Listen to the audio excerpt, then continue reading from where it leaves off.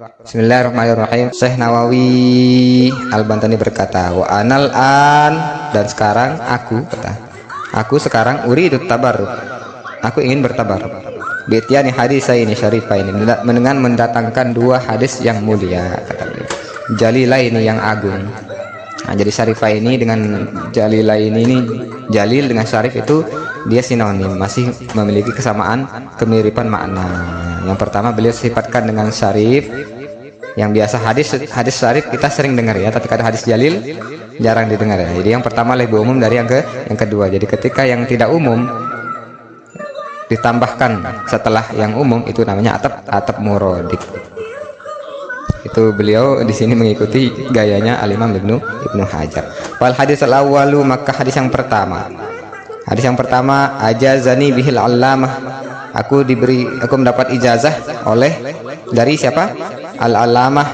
Ini biasanya sebutan ulama alim, alimah ini allamah itu orang yang sangat alim gitu. Asy-Syaikh Muhammad Al-Khatib Syami Tsummal Madani Al-Hambaliyah. Jadi beliau dari Madinah, mazhab Hambali, beliau dari guru beliau.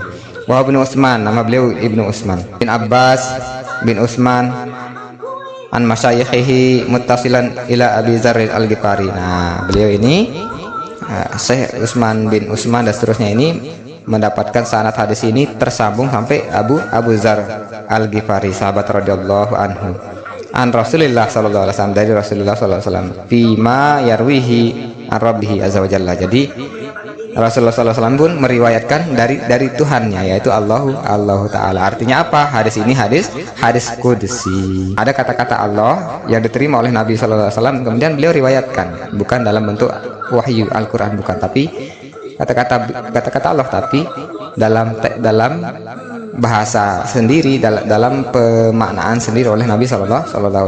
Ya, kita bercerita, tapi itu bukan dari Al-Quran, tapi tetap firman Allah Ta'ala. Apa firman Allah dalam hadis qudsi? Ya ibadi, wahai hamba-hambaku, inni haramtu zulma, sungguhnya aku mengharamkan kezaliman ala nafsi, atas diriku.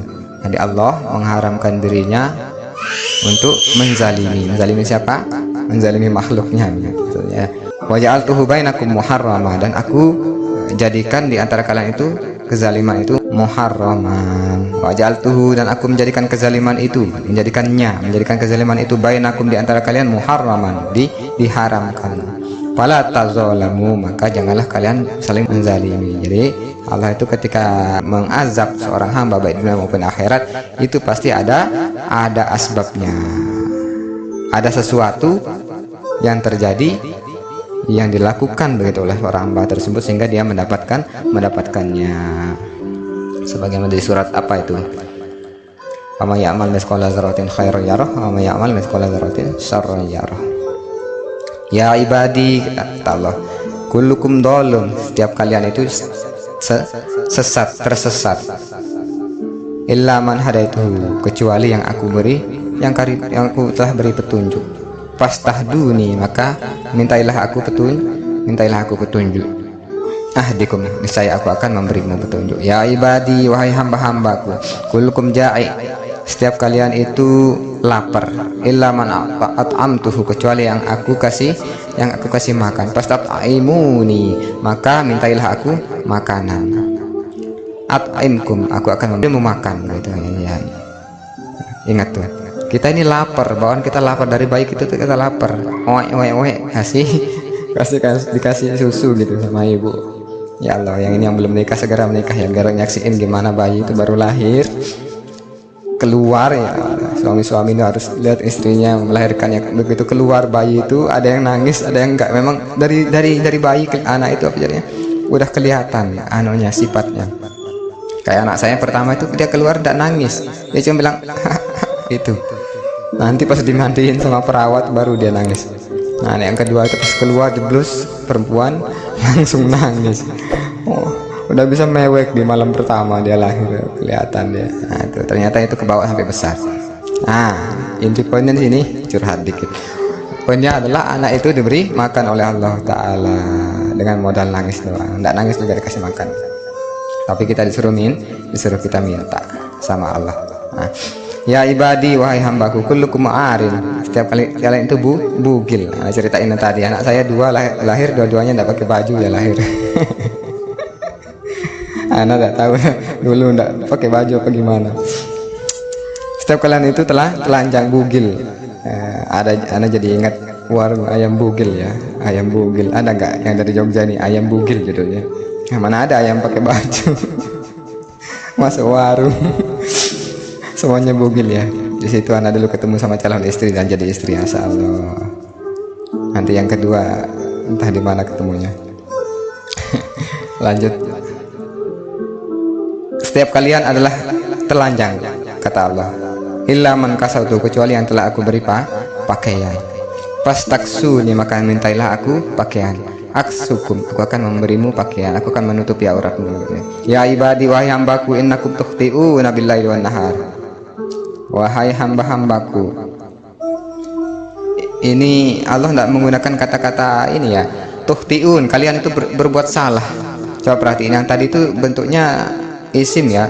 Ya ibadi, apa namanya, sekalian kalian itu arin, kalian itu telanjang gitu ya. Ja'i, enggak Allah bilang taj'i apa ya, begitu ya. Allah tidak menggunakan kata kerja di situ, tapi ketika masalah kesalahan ya Allah menggunakan kata kerja. Jadi di sini agak berbeda ya. Yang pertama Allah menyebutkan kita dalam bentuk sifat ja'i, orang yang lapar, arin, orang yang telanjang, dolun, orang yang sesat. Tapi dalam kesalahan Allah bilang tukhti'un. Dia menyebutkan pekerjaan kita, bukan sifat, bukan dijadikan sifat Allah Ta'ala. Jadi yang pertama itu Allah tidak bilang antum taju'un, engkau lapar begitu, tapi engkau adalah sesuatu yang lapar begitu, makhluk yang lapar, manusia lapar, orang yang lapar begitu. Di sini menunjukkan bahwa Allah berfokus pada perbuatan tersebut yang akan terus menerus kita lakukan, benar-benar kita lakukan. Kalau yang pertama itu sifat ya, sifat lapar itu memang dari Allah Ta'ala. Daulun itu juga sifat dari Allah Ta'ala. Artinya apa?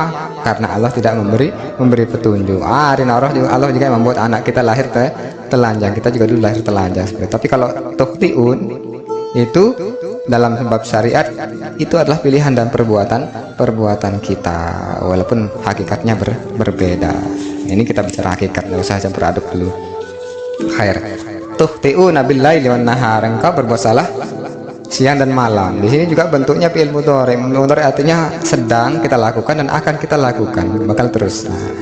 Wa ana aghfirudz dzunub, sedangkan aku mengampuni dosa, kata Allah. Ini wau di sini buat para santri. Wa ana, sebelum ana ini wau itu namanya wau hal yang menunjukkan sesuatu yang biasanya kontradiktif dengan sebelumnya, yang berbeda, berkebalikan dengan asbab sebelumnya. Contohnya begini, kenapa pohon itu tumbang sedangkan akarnya sangat kuat begitu, padahal akarnya sangat kuat. Nah, kata-kata sedangkan dan padahal itu kalau dalam bahasa Arab dia berbentuknya wau hal begitu ya. Jadi seharusnya jadi bagaimana bisa pohon itu bisa tumbang padahal akarnya kuat? Dia berkontradiktif antara akar yang kuat dengan tumbangnya begitu. Nah, ini contohnya dalam bahasa Arab. Wa anal ghafurur rahim, wa ana begitu ya, wa huwa, dan seterusnya. Ya ikhwan akhwat rahimakumullah. Ya, contohnya dalam Al-Qur'an ketika Nabi Ayub berdoa kepada Allah Ta'ala di surat apa itu? Di situ ayatnya begini. Wa Ayub idna darabbahu anni massaniyad durru wa anta arhamur rahimin. Jadi Nabi Ayub bilang anni massaniyad durru, aku ditimpa bahaya, mudarat, sakit beliau ya. Ani masaniat duru wa anta arhamur rahimin. Wow, sebelum anta itu berarti sedangkan, padahal ya Tuhanku begitu ya, aku ditimpa oleh penyakit, sedangkan engkau arhamur rahimin, yang paling penyayang di antara para penyayang terbaik. Engkau yang paling penyayang di antara para penyayang. Nah, di situ Nabi tidak berdoa bilang aku sakit ya Allah sembuhkan aku. Beliau cuma bilang aku ditimpa bahaya, sedangkan engkau maha pengasih lagi maha penyayang gitu ya, maha penyayang, yang paling penyayang. Pastajaba lahu rabbah, kata beliau ya, setelah ayat itu kan pastajabna lahu, dan kemudian kami kabulkan baginya. Singkat doa beliau ya, aku sakit ya Allah sedangkan engkau yang mengobati, aku sakit sedangkan engkau Tuhanku, begitu. Sama seperti anak, aku lapar padahal ibuku punya susu, dia bilang gitu, langsung dikasih susu sama ibunya, begitu. Pas saja benalahu pakasabna ma bihi minad durri, kami singkapkan, kami lepaskan sakit beliau. Itu contohnya nggih. Nah, makanya Allah di sini menggunakan kata seperti itu. Kalian itu berbuat salah dan akan berbuat salah, wa ana aghfiruz dzunub, aku yang akan mengampuni dosa. Kemudian apa perintah Allah? Fastaghfiruni, maka mintailah aku, kalian mintalah ampun kepadaku. Aghfir lakum, aku akan ampuni. Ini sama seperti firman Allah, ud'uni astajib lakum. Nah, di sini Allah bilang istaghfiruni aghfir lakum, mintalah kalian ampun, aku akan ampuni kalian. Kemudian firman Allah, kata Allah, ya ibadi innakum lan tablughu durri.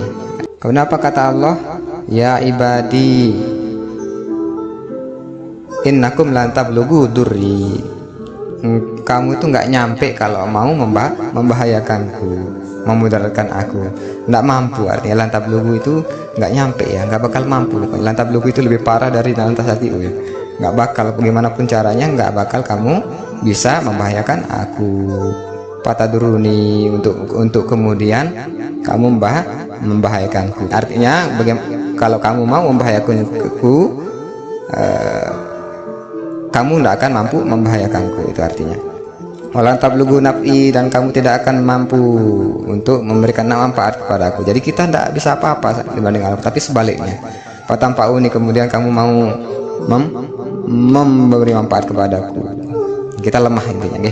Ya ibadi law anna awwalakum wa akhirakum, wahai hamba-hambaku, andai saja, andai kata, anna awwalakum, bahwasanya orang yang dari awal kalian, gitu ya, orang awalakum itu orang yang pertama. Nah, awal kita itu hamba-hamba Allah, berarti jin ya, berarti semua hamba Allah sejak pertama, gitu ya. Wa akhirakum, sampai akhirnya. Wa insakum wa jinnakum, manusia maupun jin, kanu ala atqa qalbi rajulin, mereka semua itu dari awal sampai akhir berada dalam ketakwaan hamba berada dalam ketakwaan hati seorang laki-laki. Artinya, andaikan seluruh makhluk yang aku ciptakan, seluruh hambaku bertakwa, qalbi rajulin wahidin minkum. Nah, jadi ini bahasanya, ini firman Allah ya, puitis begitu.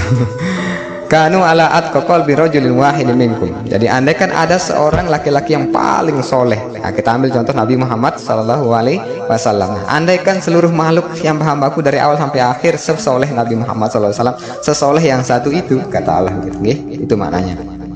Jadi mazada zalika fi mulki, itu semua kesolehan itu tidak akan menambah apapun di dalam kerajaanku. Tidak tambah keren kerajaan Allah itu dengan kesalehan semua itu. Kalau seluruh makhluk itu baik, kerajaanku tidak akan berubah jadi tambah keren, karena memang sudah mulia, begitu sayan. Jadi andaikan kita rajin sembah Allah tiap hari, seluruh orang di dunia ini sholat ya tiap waktu, atau dia tidak berhenti gitu ya, cuman keperluan doang langsung sholat lagi, Allah tidak bertambah mulia, karena Allah mutlak mulia tanpa syarat. Itu maksudnya, Allah mulia tanpa syarat. Kerajaan Allah itu agung tanpa syarat, tanpa sebab. Ya ibadi, ini sebaliknya, wahai hamba-hambaku, lau anna awalakum wa akhirakum wa insakum wa jinnakum, sama, andaikan dari awal sampai akhir manusia maupun jin, kanu, mereka itu semua, ala abjari qalbi rajulin wahidin, sesoleh hamba ya, fajir. Abjari ini abjar itu fajir, abjar yang paling fajir, yang paling pendosa, yang paling pendosa, begitu ya, yang paling pendosa di antara kalian. Jadi andaikan ada satu hamba yang paling pendosa dan seluruhnya sama kayak itu, si paling pendosa itu, kata Allah, mana kasazalika min mulki, tidak akan mengurangi sedikit pun apapun dari kerajaanku, saya, begitu. Ya ibadi, wahai hambaku, lau anna awalakum wa akhirakum wa insakum wa jinnakum, sama dengan tadi saya. Andaikan seluruh makhluk ya, seluruh hambaku dari awal sampai akhir, jin maupun manusia, qamu fi sa'idin, mereka berdiri di suatu bukit. Bukit itu tempat yang tinggi. sa'idin wahidin fasa'aluni, kemudian mereka berminta. Ini kan semua seluruh hamba-hambaku dari kalangan jin dan manusia berkumpul di satu tempat yang tinggi begitu ya, untuk meminta kepadaku. Fasa'aluni, kemudian mereka berkata fa'ata itu kullu wahidin, dan aku berikan apa yang setiap mereka itu masalah tahu apa yang diminta begitu ya, masalah tahu yang diminta. Fa'ata itu maka aku berikan kullu wahidin setiap mereka yang meminta itu masalah tahu apa yang diminta. Mana qasazalika mimma indi, itu tidak akan memiliki apa yang aku, tidak akan mengurangi apa yang aku miliki, kata Allah. Jadi andaikan seluruh hambaku baik kalangan jin dan manusia berdoa kepadaku dan aku berikan seluruhnya mereka itu sedikit pun tidak mengurangi apa yang aku miliki. Jadi harta lu tidak akan berkurang. Illa kama yang kusul mihyat, kecuali sebagaimana berkurangnya al mihyat. Mihyat itu jarum ya.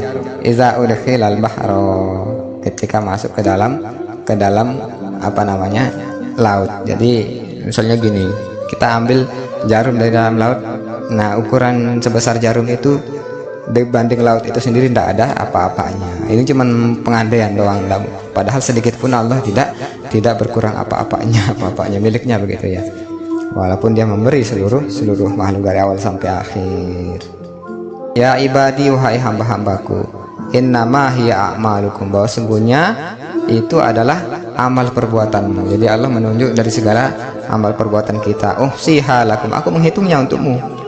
Jadi kita perbuatan kita Allah hitung untuk kita, bukan untuk dirinya.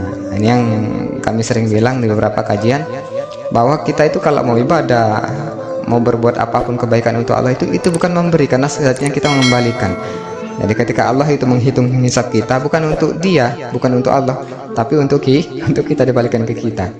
Jadi Allah yang ngasih, kita nggak bakal bisa ngasih kembali begitu. Yang kita bisa beri adalah ridho, penerimaan kita. Itu yang memang benar kita beri sama Allah. Jadi amal kita nanti dibalikan ke kita, diberikan kembali, karena kita tidak akan mampu memberi Allah Ta'ala. Usihalakum, aku menghitungnya untuk kamu.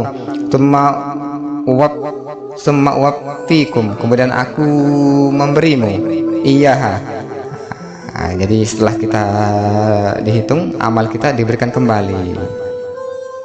Innama yafassafirun ajrah bighairi hisab, sama kata-katanya waffikum, Allah memberikan lagi. Maksudnya apa? Pahala. Faman wajada khairan falyahmadillah, barang siapa yang menemukan kebaikan, dia menemukan pemberian balasan itu berupa kebaikan, falyahmadillah, hendaklah ia memuji Allah. Ma wajada ghaira zalika fala yalumanna illa nafsah, ya siapa yang menemukan yang selain itu, selain kebaikan. Jadi kalau kita nanti di akhirat maupun di dunia ya, kita mendapatkan balasan baik, maka hendaknya memuji Allah Ta'ala.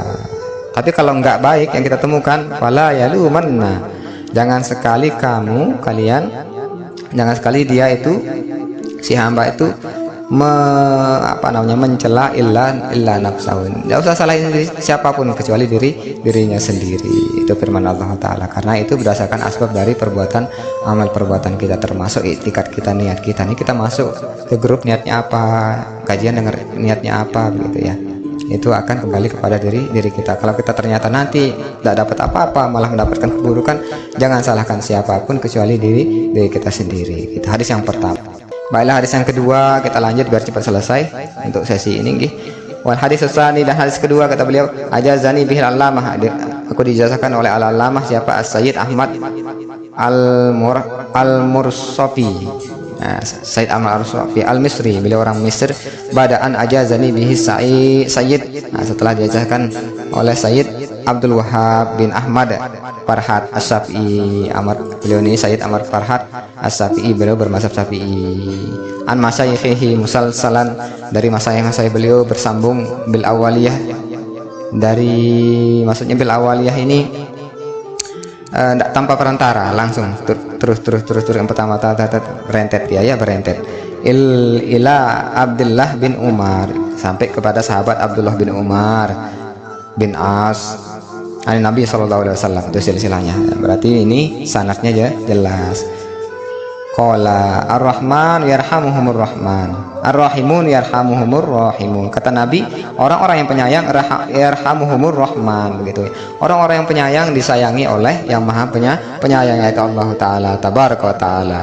Ar-Rahman ini sifat Allah Taala, ini hal. Jadi orang-orang yang penyayang itu bagaimana? Yarhamuhumur Rahman tabaraka wa taala, disayangi oleh Allah Taala tabaraka wa taala. Irhamu mampil ardi, sayangilah yang di bumi, yarhamukum mampis sama. Engkau akan disayangi yang di langit. Siapa maksudnya di langit? Allah beserta segala penduduk langit. Apa kalau punya tempat? Tidak, itu penyebutan kemuliaan. Itu mazhab kita Ahlussunnah wal Jamaah. Karena secara mental, secara adab, kalau kita bilang Allah itu di bawah kita kan jelek. Nah, maka kita sifatkan Allah itu tinggi di atas, begitu. Nah, yang benar-benar berada di langit adalah para malaikat dan para nabi, beberapa nabi. Wal makna ar-rahimun liman fil ardi. Maknanya adalah, kata beliau, yang menyayangi orang-orang yang di bumi, min adamiyin, dari kalangan manusia, wa hayawanin, dan manusia, lam yu'mar biqatlihi, maksudnya hayawan lam yu'mar biqatlihi, yang tidak diperintahkan untuk membunuhnya. Jadi maksudnya di sini penyayang kepada siapa? Orang-orang penyayang kepada siapa? Kepada manusia dan hewan yang tidak diperintahkan untuk dibunuh. Ini sifat. Nah, ini yang mau ngaji nahwu, ini yang santri, min adamiyin wa hayawanin lam yu'mar biqatlihi. Jadi jumlah dari lam yu'mar biqatli ini sifat dari hayawa, sehingga ada kata-kata yang di situ. Hayawanin, hewan, lam yu'mar biqatli, yang ada kata yang tidak dibunuh, diperintahkan untuk dibunuh. Bi ihsanin, bil ihsan, dengan sikap baik, begitu ya. Ilahim yufsinur rahmanu ilaihim, maka Allah akan, yang Maha Pengasih, yang Maha Rahman itu akan berbuat baik pula kepada mereka.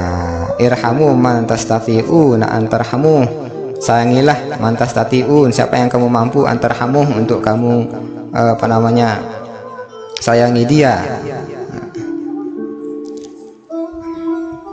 Min ansafi makhlukatihi, dari berbagai kelompok makhluknya. Ansaf itu kelompok, makhlukatihi. Jadi makhluk Allah itu bermacam-macam, berkelompok-kelompok. Nah, segala macam kelompok itu sayangilah semuanya, mana semampu kamu, sebagaimana batas kemampu kamu. Ta'ala, sifat Allah Ta'ala. Walau ghairi akil, walaupun tidak berakal. Jadi Allah di sini maksudnya mana hadis di sini, Syekh Nawawi menjelaskan bahwa makna hadis ini adalah kita disuruh menyayangi seluruh makhluk dari berbagai macam golongan makhluk, walaupun dia tidak, walau ghairi akil, walaupun tidak berakal. Bisafaqah, dengan kasih sayang, dengan belas kasihan, alaihim, terhadap mereka. Wa du'aikum lahum birrahmah, dan engkau menyayangi mereka dengan apa selain kita berbuat baik, begitu ya. Kita juga wa du'aikum lahum, dengan doa kamu bagi mereka, birrahmah, mendoakan dengan rahmat, wal maghfirah, dengan maghfirah. Yarhamukumul malaikah, engkau akan disayangi oleh malaikat. Wa min rahmatihi amatun li ahli sama, dan di antara rahmatnya itu lebih umum li ahli sama alladzi hum aktsaru min ahli ardi. Nah, amatun lebih, dia umum li ahli sama, dan di antara bentuk rahmat Allah itu secara umum li ahli sama alladzina hum aktsar, bahwa rahmat Allah bagi penduduk langit, gitu ya. Yang mana alladzi hum aktsar, yang mana mereka penduduk langit itu lebih banyak, min ahlil ardi, dari penduduk bumi. Nah, itu sifat Allah di sini ya. Jadi Allah itu menyayangi makhluk yang di langit, padahal makhluk di langit itu sangat banyak. Wala yajuzu, dan tidak boleh lisahsin ayyad'uwa, bahwa bagi seseorang untuk berdoa.